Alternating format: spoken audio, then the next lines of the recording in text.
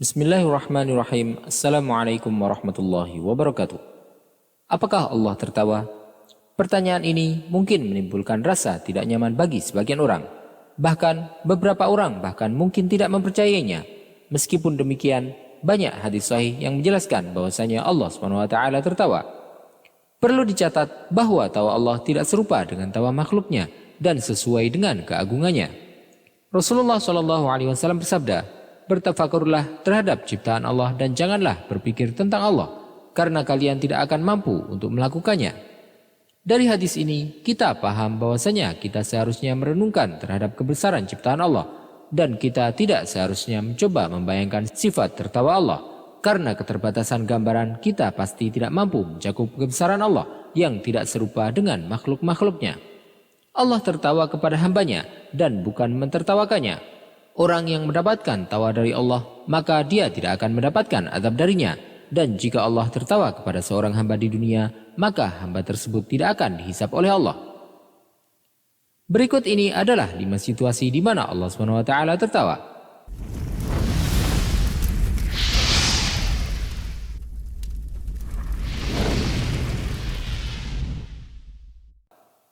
Yang pertama, Allah akan tertawa pada seseorang yang melaksanakan qiyamul lail. Hal ini merupakan keutamaan yang sangat besar bagi orang yang melakukan ibadah qiyamul lail. Dari Abu Sa'id Al-Khudri, Rasulullah SAW bersabda, Allah tertawa kepada 3 golongan, yaitu seseorang yang melaksanakan qiyamul lail, sekelompok orang yang berbaris untuk sholat, dan sekelompok orang yang berbaris untuk berperang. Imam Tabrani juga meriwayatkan dari Abu Darda bahwasanya Rasulullah SAW bersabda, ada 3 orang yang Allah cintai. Allah tertawa untuk mereka dan Allah bergembira karena mereka. Mereka adalah, pertama, orang yang berjuang sendiri membela agama Allah saat teman-temannya mundur. Allah berfirman, lihatlah hambaku ini, bagaimana ia bersabar membela agamaku. Yang kedua, orang yang memiliki istri cantik dan kasur yang empuk, namun dia meninggalkannya untuk melaksanakan qiyamul lail. Allah berfirman, lihatlah kepada hambaku, dia meninggalkan syahwatnya dan memilih untuk berzikir kepadaku. Yang ketiga, orang yang berada dalam satu perjalanan bersama satu rombongan, namun ketika rombongan itu beristirahat untuk tidur, dia bangun dan melaksanakan qiyamul lail di waktu sahur, baik dalam situasi sulit maupun lapang. Yang kedua, Allah tertawa terhadap seorang suami dan istrinya. Dari Abu Hurairah radhiyallahu anhu, ia meriwayatkan bahwasanya Rasulullah SAW pada suatu hari mendapatkan tamu. Beliau kemudian memberitahu istrinya untuk menyiapkan makanan. Namun istri beliau menjawab bahwa tidak ada makanan di rumah. Rasulullah SAW kemudian bertanya kepada para sahabat beliau, siapakah yang bersedia menjamu tamu tersebut? Ada seseorang dari kalangan Ansor yang bernama Abu Talhah yang menyanggupinya. Abu Talhah membawa tamu itu ke rumahnya dan berkata kepada istrinya, muliakanlah tamu Rasulullah SAW.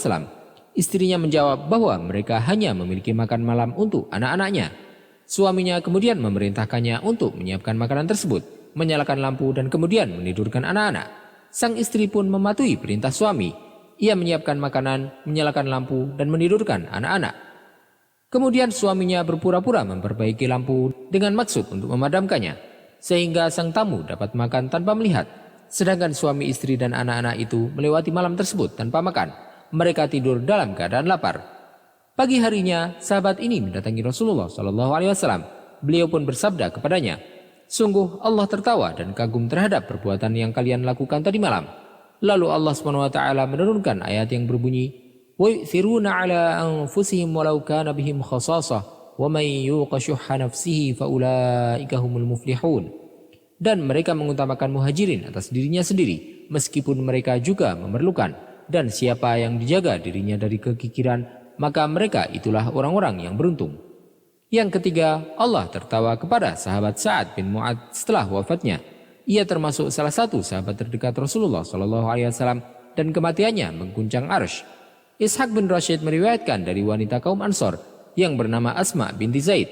Ia berkata, ketika Sa'ad bin Mu'adz meninggal dunia, ibunya memekik. Rasulullah SAW kemudian bersabda kepadanya, hendaknya hentikan tangisanmu. Sungguh putramu adalah orang yang pertama Allah tertawa kepadanya dan arsy Allah terguncang karenanya.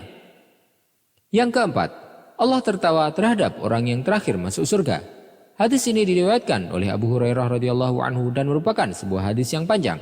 Kisahnya menceritakan tentang seseorang yang senantiasa berdoa dan meminta kepada Allah untuk memasukkannya ke dalam surga setelah ia dikeluarkan dari neraka.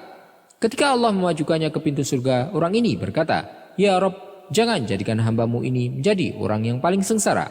Hamba ini terus memohon sehingga Allah tertawa. Dan setelah Allah tertawa kepada hambanya, Allah kemudian berfirman kepadanya, "Masuklah kamu ke dalam surga." Yang kelima, Allah tertawa terhadap dua laki-laki yang saling membunuh, yang satu mukmin dan satu kafir. Hadis ini diriwayatkan oleh Bukhari dan Muslim dari Abu Hurairah radhiyallahu anhu bahwasanya Rasulullah shallallahu alaihi wasallam bersabda, Allah SWT tertawa melihat dua orang yang saling membunuh, namun keduanya masuk surga.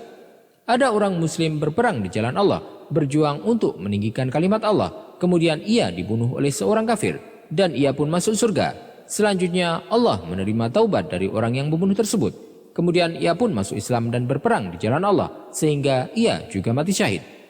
Wallahu taala a'lam wa sallallahu wasallam wa baraka ala sayyidina Muhammadin wa ala alihi wa sahbihi ajma'in.